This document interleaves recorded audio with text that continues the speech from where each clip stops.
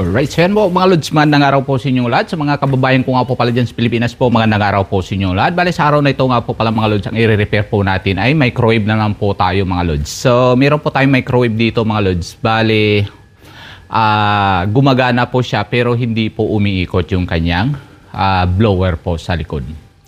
So yan.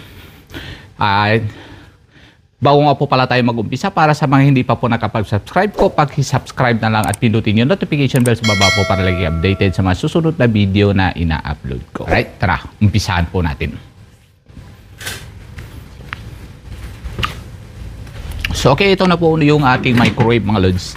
So para makita nyo po yung kanyang problema mga Lods, isasaksak po natin mga Lods. Okay, saksak ko lang po. And start. So yan, may display naman po siya mga Lodi. Okay, select po natin ang 1 minute tapos start. Ayan, kung napapansin nyo mga Lods, gumagana po yung kanyang timer mga Lods. Ayan o, biglang nawala na din kaagad mga Lods. Okay, start ulit. Yun o. So ganyan lang po siya mga Lods. Okay, pagka-andar po siya, bigla po siyang nawawala mga Lods. Ang gagawin po natin, susubukan po natin palitan yung kanyang micro switch po o kaya limit switch po. Hindi ko po alam kung anong tawag niyo po dito mga Lods. Kayo na lang po bahala. Total malaki na po kayo mga Lods. Okay, so bago po natin umpisahan, siguraduhin lang po nakatanggal yung kanyang plug. So yan mga Lods, natanggal na po natin yung kanyang plug. Yan na yan.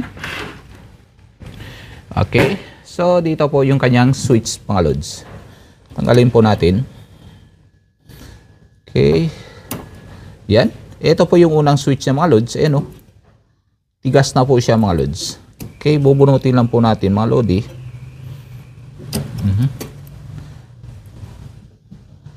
May lag po kasi. May lag siya mga Lod. Lock. Okay.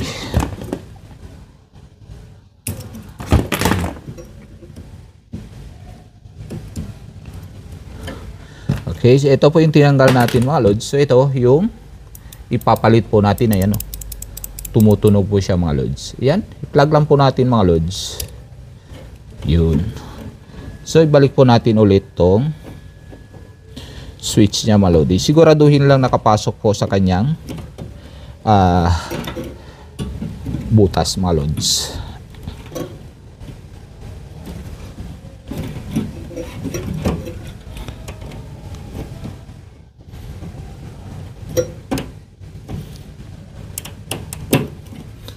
Yun o. So yan.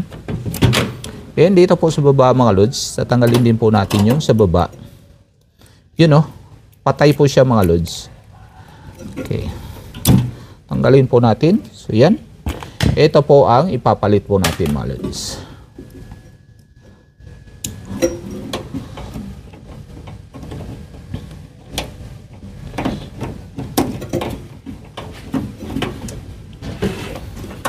Okay, pailawin lang po natin mga Lodi.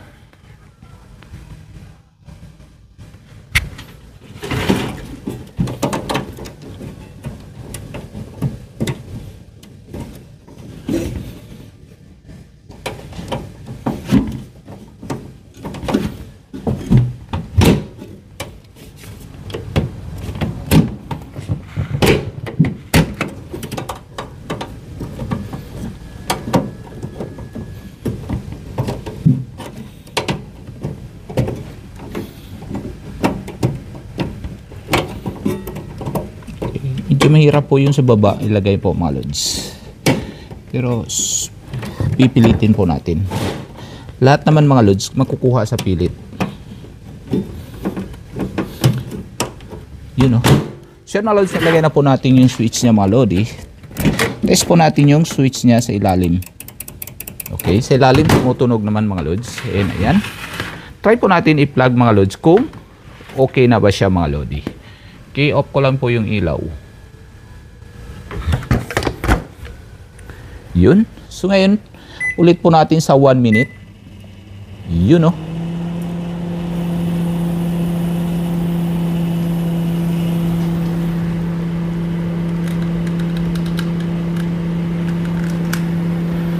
Alright, so yan.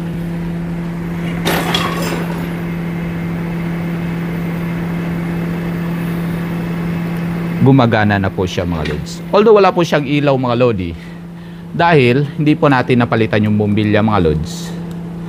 Okay.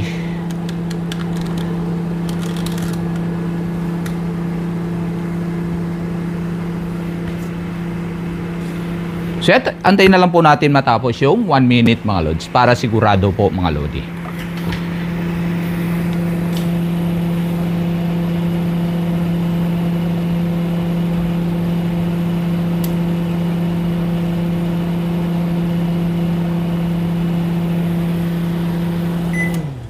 You know.